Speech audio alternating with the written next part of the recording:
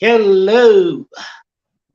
Once again, we are on Meeting the Atheist, but sometimes we change the name. Meeting the Humanist, we call it today.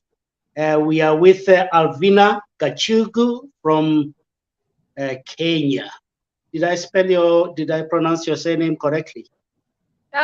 Yes and no, because I normally mix it between English and Kikuyu. Gachugu.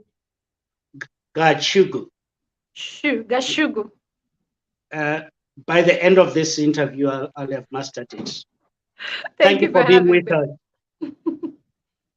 And today, usually I do my interviews in Sesotho in this channel, but today, because I'm with somebody who speaks Swahili, and I can't speak Swahili, so we'll settle for English. Tell us about yourself, Alvina. In short. All right, thank you so much for having me. My name is Alvina Gachugu. I am a humanist and an atheist. I haven't been an atheist for that long, though. I think I became an atheist from last year.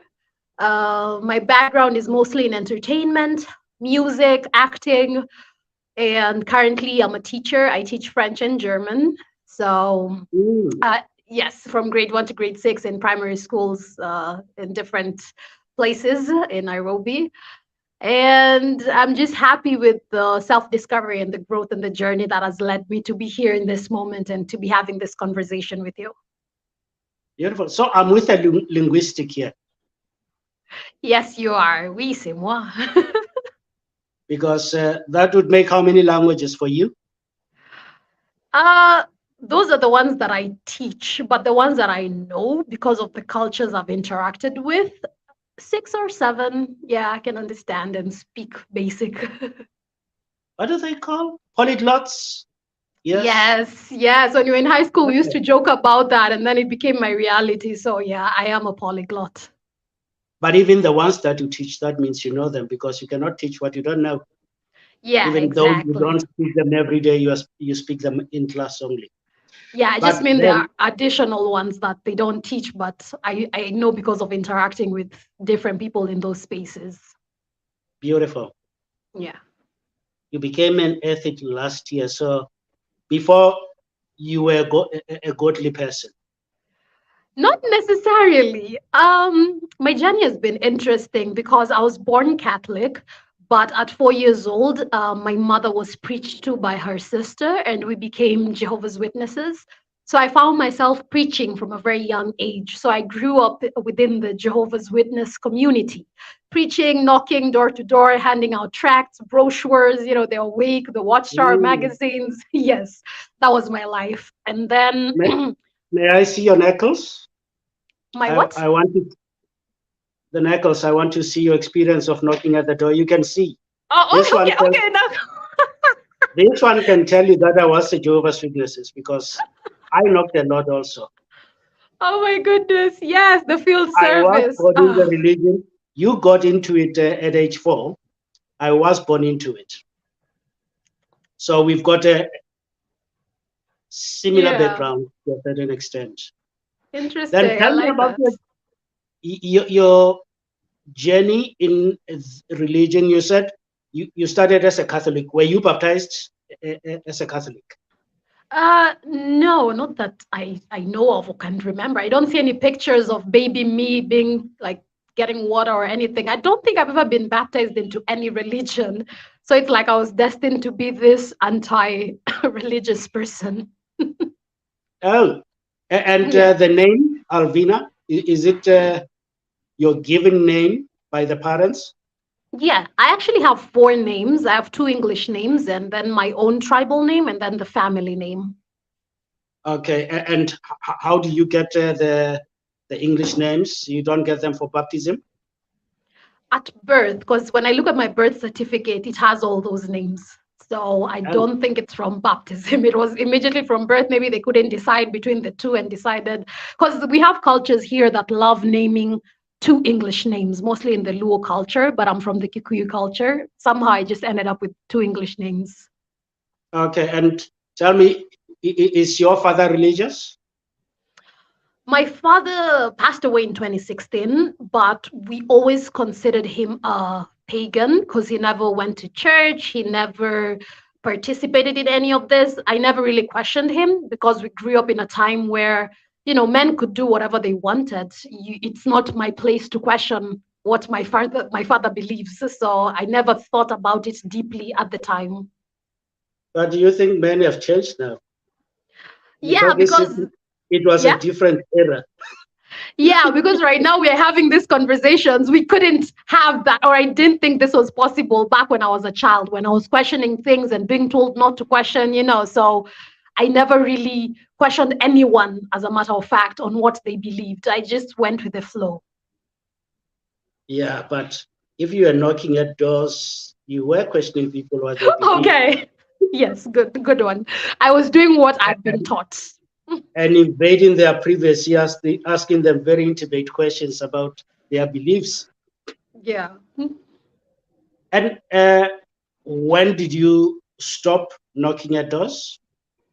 So for me, it's been interesting. I have always been like the black sheep of the family. So not just about religion, but in general, whenever anything goes wrong or when there's something that is unpopular or controversial or different, I've always been looked upon like the person who causes chaos. And they said it was because of my name, my tribal name, Shiro. Apparently, Shiros are stubborn, Shiros don't conform to societal norms. So I just thought I was living out my name. Um, but I had so many questions. I've always been an inquisitive child, and I've always been excelling very well in school. So I read a lot and I questioned a lot of things. So there's a day that I remember Googling how Jehovah's Witnesses started because I was very curious. Then I came across Charles Taze Russell, and I remember asking my mom, and she said, "You shouldn't look at things on the internet. The internet lies. You should only check jw.org." And I'm like, oh my goodness. So that suffocation or Yeah. that censorship made me want to know more. So that's what started that quest or wanting to know what else is out here. Interesting. jw.org is on the internet also. I know exactly. You're telling me don't look at the internet. That's the internet. What do you mean? Like someone telling you don't look at social media but subscribe to this channel. It's like get off your phone but subscribe and follow. What? Yeah, you say Dean there says the internet is worldly. Exactly. You should be no part of the world. Remember that scripture? Yeah. Yeah, not part of the world. Okay. Yeah. So Charles Taze is the one with the beard. Because Yeah. there's Charles Taze and there's Russell. And what did you find about the story? So what I realized was that this was just a person back in time who started an organization. And what made me question, I remember it was about the cross, the way we, Jehovah's Witness, I wanted to say we, but I don't identify as Jehovah's Witness anymore. So the way Jehovah's Witnesses didn't identify with the cross, I wanted to know where did that start from. Then I saw some publications from back in the day that actually had the cross. And I was like, so things just go changing over time, but they don't tell us the truth of the history of how it began. And I remember for me, the biggest thing has always been if you as a human somewhere have started something or are doing something, then so can I. So I was thinking, who is this guy to have started this and everyone is believing it? If I was to start something today, 1,000 years from now, 2,000 years from now, people will be like the Church of Alvina or something. They will be believing the things I wrote as creed. So to me, I just didn't give a human that elevation that, oh, I believe everything you wrote and said and started because you're just a human like me. I can do what you can do too. I don't view you on a pedestal. And that's when I decided, like, I'm not going to conform to this religion anymore. But I was still not an atheist. I was just not religious. That's how I viewed it. Because I didn't know atheism was an option. I didn't even know that there's such a thing as atheism because there were not enough conversations on that, or I wasn't exposed to those conversations until I think what led me here was being broke, to be honest. Then I saw an ad.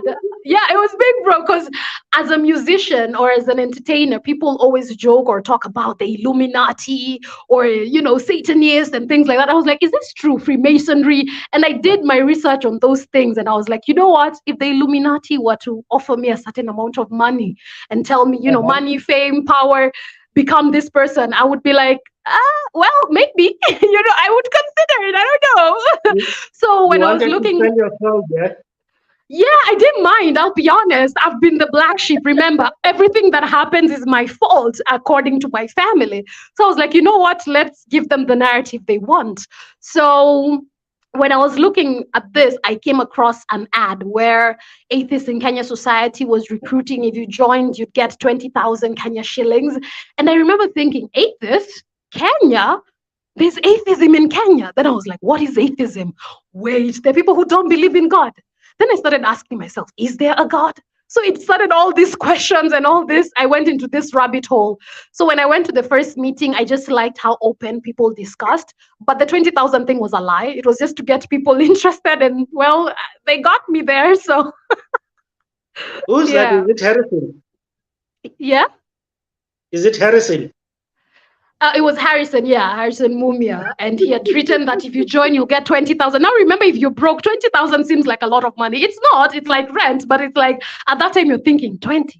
Yeah, I could do with the 20. And remember, I'm looking for this for my entertainment thing. I'm not specifically searching for answers or a particular thing, but then I stumbled upon it and then it just opened up this whole new world and all these people who were questioning, and I was just impressed and I was like, interesting. I love this community. But then Yeah. how does it he break it out that it's a joke? There's no 20,000.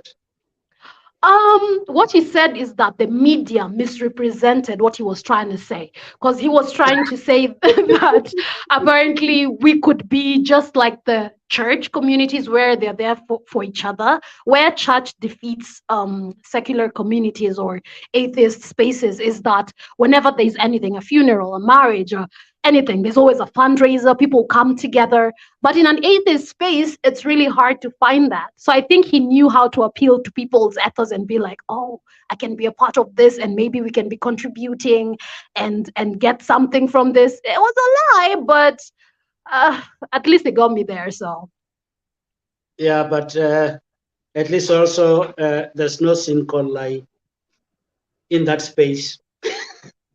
yeah, the only lie was you get money if you join. I'm like, I was looking for the Illuminati, but okay, hello atheist, how you doing?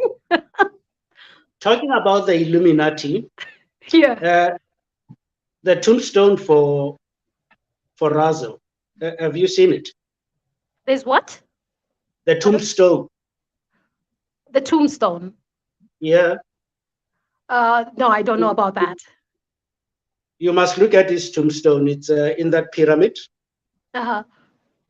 and also there's a cross on it. Oh yeah. I know about the pyramid, but I've never really like gone into details and seen what's exactly on the pyramid. They just say anything with the pyramid, Illuminati. Yeah, no, because I've heard people talking about it and say, look at this tombstone. What is happening there? Yeah. Does it have anything to do with the Illuminati or triangle? We No don't know. idea. Yeah. Then from there, going with your mother, you were 4, and Yeah. last year you're already way over your 20s. So Yeah. that means you left home still tied to religion, or whatever. Like like I said, for me, I think I was in a gray area because like I've never really been religious per se. Even studying in Jehovah's Witnesses, they have something, they have something called studying where you have to be with a teacher, and then once you're ready, you get baptized, then you have to put in hours, then you become all these things, a publisher, pioneer, you go on graduating to become all these different things. Now for me, it was interesting. I could excel really well in school. But like when it came to being a Jehovah's Witness and studying, I always started and stopped. Every time I'm starting, I reach a certain chapter in the book. I'm like, I'm not getting this. I don't understand how this is the only true religion, the truth. Everyone out there is of the world. I was like, how pretentious. That's how I remember thinking, who declared I am the truth? Like, why? It doesn't make sense. So every time I stopped after some time, they used to come visit my home, tell me that it's the world trying to distract me. I can start again. So I found myself always studying and studying and studying, stopping, starting. So there's just something nagging at me. I didn't know what it was at the time. And then I changed teachers, and still I didn't enjoy it at all. And it was this couple, and they were always encouraging me, saying I have so much potential, that if only I was in the truth, maybe my things would be more aligned. Because now in life, sometimes, you have these ups and downs, and they were trying to show me it's because I'm not in Jehovah. That's why these things are happening the way they are. And I'm like, I don't see it. I really don't see the connection between my human experience and your religion. I fail to see that. So at that time you are a publisher. Were you a publisher? No. I never got baptized. I kept studying and stopping. So I never got to the point you can where... be a publisher before baptism, because you can't be baptized not being a publisher. Exactly. And they were not seeing the progress because every time I was stopping. So that's the thing. I was derailing my own progress every time. What I did, I just did a talk like on the school. I remember when you're reenacting preaching, I did that like twice. And then I realized my love is for people and public speaking, not necessarily the religion. And then I stopped going to meetings altogether. So even when I left home, I wasn't going to meetings. I'd stopped going to meetings a long time ago. And I'd interacted more with people within the spiritual space. So I was more of a spiritual person. When I came to the atheist space, they call it hot air. So then tell me, that's another link into the belief space. So when you left, you joined spirituality. Yes, exactly. So I've been spiritual for most of my 20s. What type of spirituality? The one for chakras and meditation, and you attract your reality. And I'd seen it happening because like things were happening in my life that I was thinking about or writing about, and it led me to believe that this is happening because of the mind. What I've always believed in is the power of the mind, but this doesn't necessarily have a connection with the spiritual world. It's because when you put something in your mind as a thought, then you put the action behind it. Of course, you'll get the results because one and one, but then the link in the spiritual world is that because I believe this, it shall be. And yes, I'll accompany the actions, but I believe there's a greater force, the universe, that is allowing these things to happen. So I've been spiritual. Because you must give that stuff to a stubborn person, it doesn't work. It always works on people who want those things to happen. Exactly. So because even for me, like when I was in Form 4 in high school, I remember sitting for a French exam that I did not know entailed a prize. It's called the DELF exam. It's a higher diploma. So I sat for the DELF B2 because my parents had already paid for it. So I felt like I was forced to do it. Plus the school was like, you're the best in French. You need to represent us. So I found myself doing the DELF and I forgot about it. Then come the next year, I'm getting a call from the Alliance Française. Everyone is calling me and like, what's going on? Once I got there, I realized I won a trip to France for being the best in French in the country. And I'm like, what? So spirituality works because I'd envisioned France all my high school years. I'd envisioned one day being there. I never put two and two together, but I was like, I didn't know there was a prize. And I wasn't actually the best in the country because I was number 2.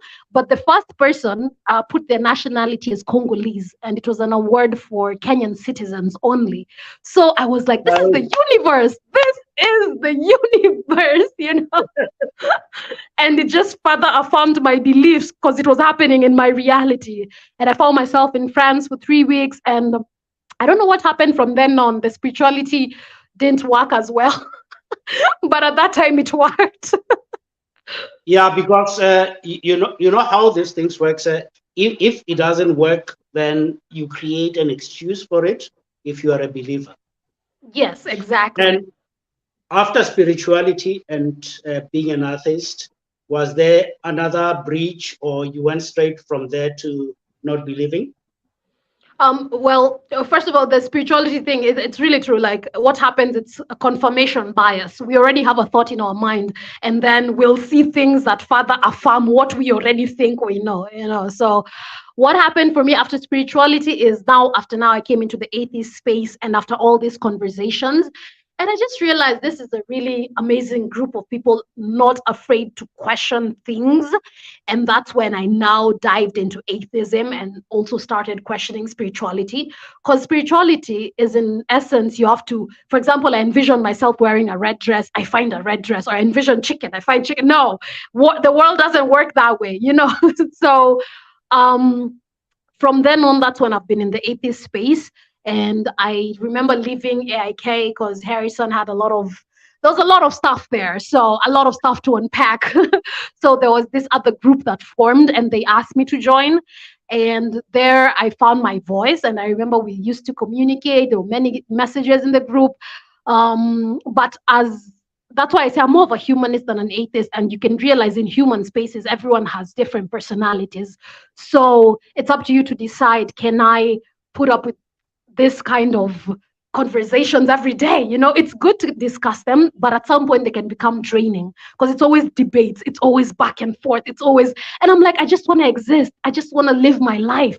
Yeah, sure, you want to believe monkeys fly, go ahead and believe that. Like, I don't know why I'm so keen on showing you the monkeys don't fly. At the end of the day, does it affect my life? No. I want you to have this information, but I don't want to make it my entire identity. And so that's when that's when I not really left the space, but I use it intermittently. I still go on Hangouts. I still, go for YouTube shoots, and we still discuss ideas. And I know my level of humanism that can deal with that. So I do have my times to just be me, do my thing. And the times that I have the capacity for that conversation, then I engage. So I'm a very self-aware individual, and I won't force myself to be in spaces if I feel overwhelmed, because there's my personality Yeah. as well. Yeah.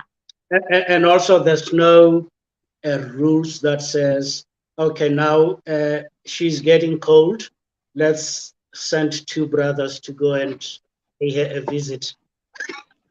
Like in Jehovah's Witness, exactly. Your faith is growing cold. I was accused of that a lot. Yeah, then you get two guys from the Atheist there coming and asking, what is wrong with you? Yeah, why do you just come once a month? You don't come weekly anymore. What? Should I? Is it a cult? Is it a creed? The non-existence of God. Are you starting to doubt that God doesn't exist?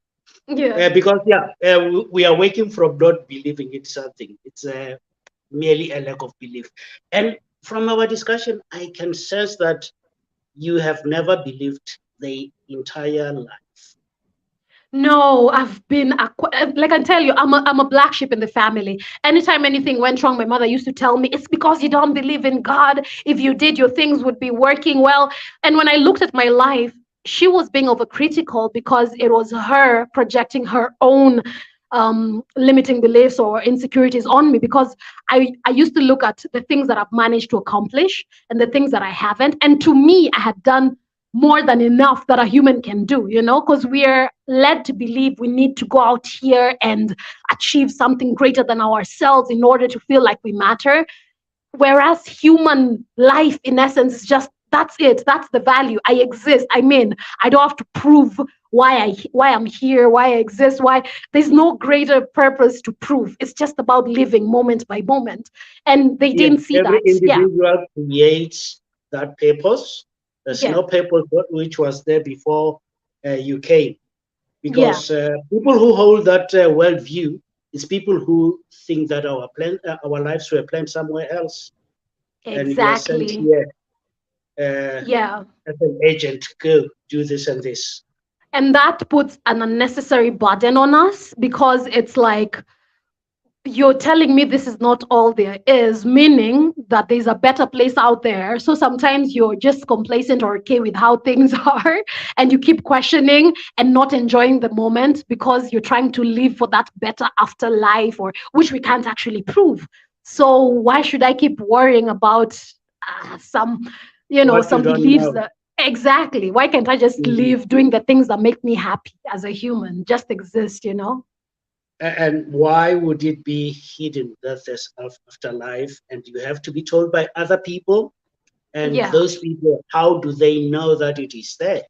exactly. They're also alive. Nobody died and came back to tell the tale. So, Yeah, and if they were telling you lies and you die and there's no afterlife, you cannot come back and ask for a refund exactly. So, yeah, I'd of rather all live that life you've on been my own paid. terms. Yeah, Yeah. true.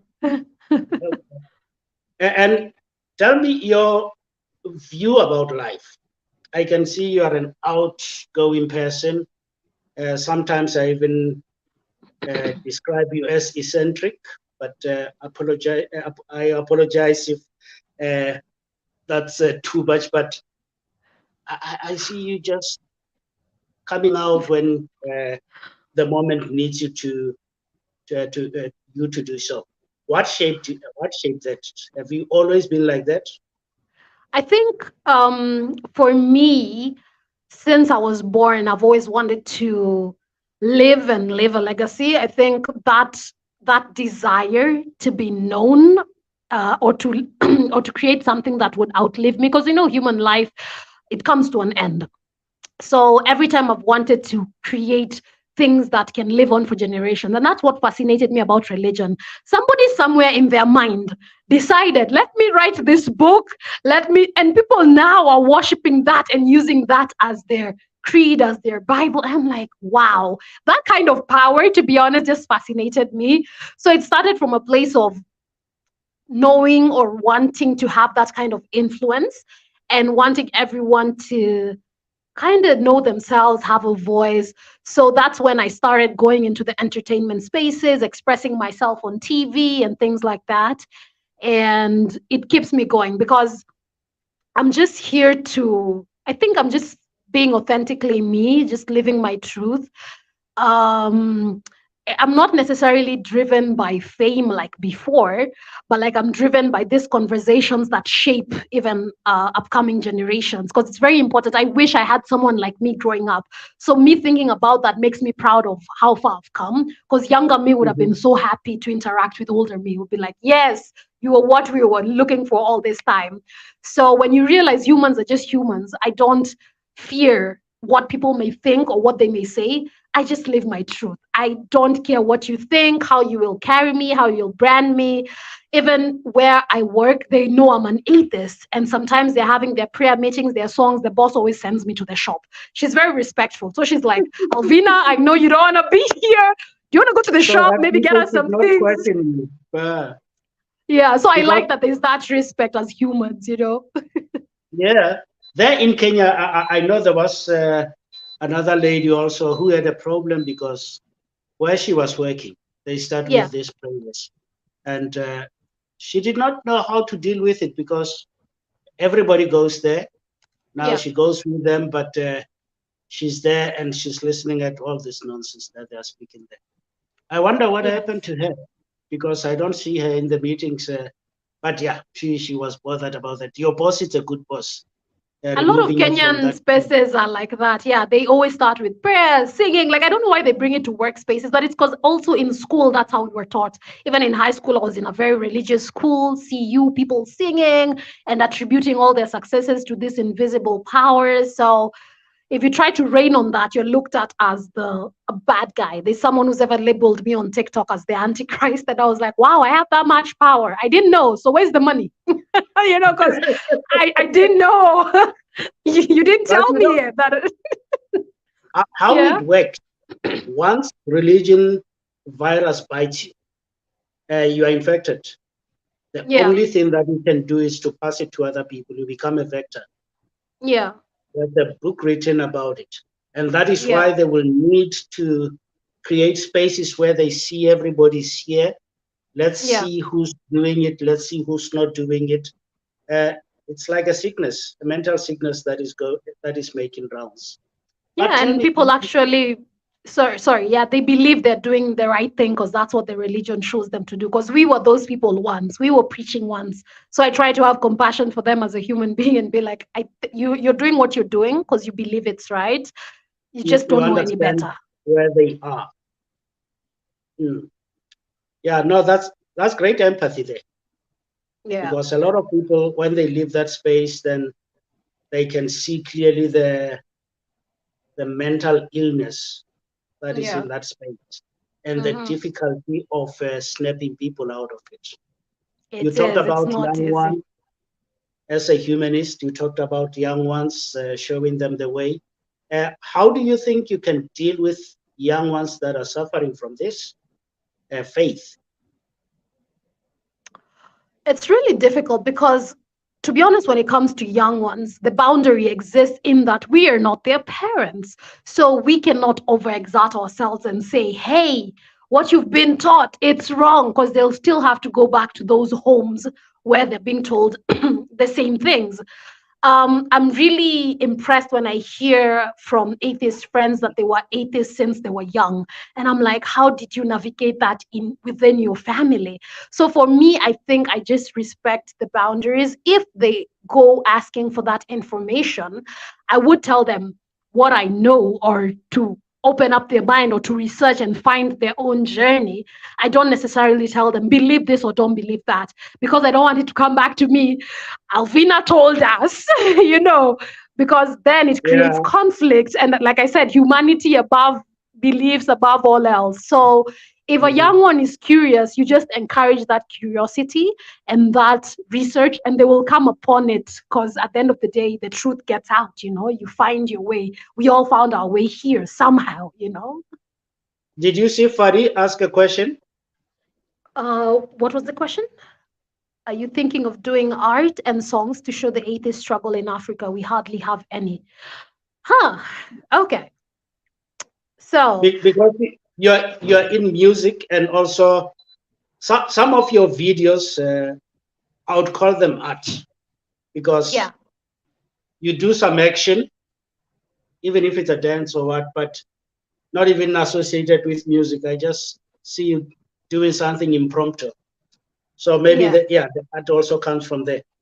So Fari is asking, how do you use that space? Is it associated in any way with spreading your humanistic values? That's actually a very good question. And I do love, like, this song, Imagine All the People, that, like, when people create songs that can speak to all of us.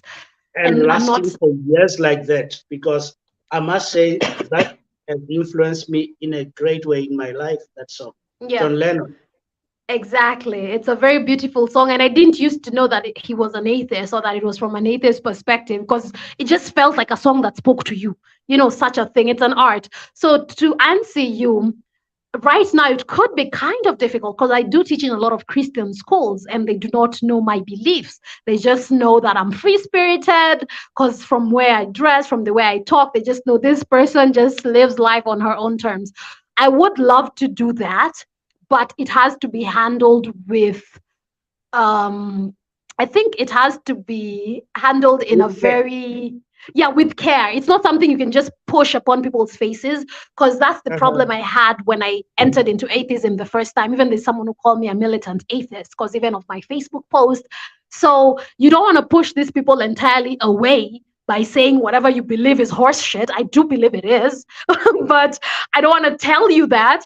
So that's where the art comes in. I will explore more into how to use art to speak our message more without creating conflict. So it's just something that will take some time, but I'd rather take time and produce something that will last generations and influence more people than just something quick and just, yeah, exactly, biting Yeah. the hand that feeds you. I can't do that. So I have to be smart too. So I'm not there. I'm Yeah. not gonna die on the atheist cross. I'm just saying, though I have been impaled there once or twice. So Yeah. I You have to don't want choose to my be steps. a Yeah, because martyr for nothing, because there's nobody yeah, that we are pleasing by not believing. And exactly. you talked about a militant atheist. Were you all gun blazing? I think when I first discovered, as you can see, I'm a very excited, passionate individual. So I like sharing what I learn. So the first time I discovered, oh, all these contradictions within these scriptures. Oh my goodness, I was posting, I was putting memes, it was hilarious to me. I was like, oh my God, I don't believe I believed all this time. I need to share immediately, So I took it with a humorous approach, but a lot of religious friends were offended. Like, these days, the things you post on your timeline, if you're somehow sad or depressed because things didn't work out in life, why do they assume that it has to come from a place of bitterness or anger or being sad? Why is that the first assumption for That having this question, information? what, what happened in your life that made you to make this decision? Exactly. Did Yeah, something they bad happen to you? So they're trying to figure it out with their narrow-minded vision and trying to put me in this box, like the only reason that she could have for acting and talking in this way is because of something negative. No, why can't it be something positive? Like, actually, the quest for knowledge. Did you think about Yeah. that? That I don't want to be suffocated or censored anymore. There's a sudden freedom and liberation that comes from not fearing anymore and just, being honest, authentic, and just living your life. So, in your coming out as an atheist, you have left the congregation a long time ago. So, Yeah, there was no problem of being marked because you are not baptized. They cannot disfellowship you, but they can yeah. mark you. So, you haven't lost relationships with people that you grew up with. I have been blocked by several people because I used to be one of those who blocked as well if you tried to question things. So there are these people we grew up with and we're really close because we were part of, we were part of the congregation together. But once they Okay. realize, hey, the things she posts these days, the things she asks me in my inbox, so I did lose those connections, but it's okay because So, that they're so just, yeah. you are marked. You are marked. Uh, but being marked, it's not as severe as being disfellowshipped. Because when you are Yeah. disfellowshipped, then uh, even talking to you, then it's a problem. But I used to view it as funny. Red card, yellow card. What is this? Football? Like, it never made sense to me. It felt cultish at the time. I just didn't know the name cult. I'm like, what do you mean red card? There's a severity level, haven't you seen? Even Mhm. if you get two elders coming to you, then it's not like when three comes. When three comes, you know that shit has hit the fan. It's a But I think life or death. they've always been afraid of like vocal people because for me, from a long time ago, I've been vocal. So they were like, Uyo, that person, just, yeah, let them go. They're part of the world. Oh yeah, yeah. No, Yeah. because you never even came in. Yeah. Lovely. Now it was a pleasure talking to you and knowing you. Uh, but people would like to hear more about you. I am on your social media platforms, but I can't remember them out of my head. You are the owner. You know where people can see you. Are you on Twitter? Are you on Facebook? Are you on TikTok? Oh, even Well, YouTube. okay, well, thank you for that. And thank And you for your handles connecting there. with me. Yes. Okay. So I am Alvina Gachugu, just as my name is there, across all handles on Instagram, on Twitter, on Facebook, on TikTok. I post a lot of content where I I talk about such things without fear, because the good thing about social media, it's a platform, so you can talk about whatever you wish. It's not a representation of a company you work for. So especially on Facebook, I have a lot of interesting posts over there, and TikTok, where I'm speaking like this, and YouTube, I do create content, mostly singing, dancing, and the same like YouTube shorts, just like on TikTok. So I love that social media also brought us together and we're able to see other people with similar views. And now we're no longer afraid and questioning ourselves if we're good people just because we're questioning what we've been told and taught. Yeah. That's how we landed in the same meeting Yeah, because exactly. we were. What were we using? Was it were we on Zoom meeting or what? But yeah, I met you through technology. So Exactly. the ones that you want people to connect you on, please do send us so that we put it in the description on the YouTube video. Of course. And I see Dean has a question to me. What is your view on the role of women and how religion treats them? That would be the biggest determining factor as to why I left. As you can see, I have a very huge personality and I felt limited, suffocated. I felt like a second class citizen. Like, who are you to tell me my place? Why can't I deliver a talk? Why should I put on a scarf because a man is talking or is the one because there's no man, or I should, things like You that. should Why sit can't down. I be in charge? You Yeah. you should sit down. You should sit down. You can't talk to us standing.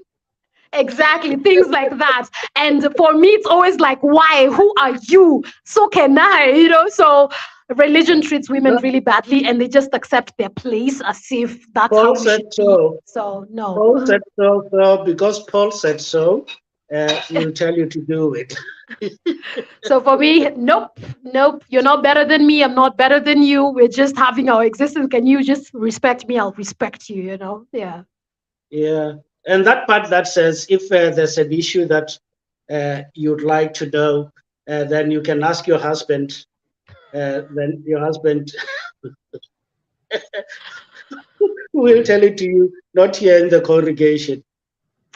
I'm telling Yeah, you, nope. Yeah, religion and women. Yeah, I don't understand how women can still be in religion. I really don't. Don't you love yourself? Like, love yourself enough to know you have value. You don't have to degrade yourself or devalue yourself to be acceptable in those religious spaces. Really, no. Mm-mm. but who are the people pushing religion more than any others? Is it not women? I think because they really believe that this is the right thing to do. And like women, we're vocal, or I don't know how true that is scientifically, but people say women are more vocal than men. So like they're the ones who keep on telling others, you should do this, just believe in your husband, just listen to what you're told. Men are the leaders. No, I want to be the leader too. I want to be in charge, So I think we should just question where we view. I think it's about how we view ourselves. Do I view myself as a leader, as a follower, as just a person who's, like I said, having an experience? You know, Yeah. true. Women teach What their do we children. say there? Yeah, Because it's not even our fathers who are passing this to us; it's our mothers. exactly.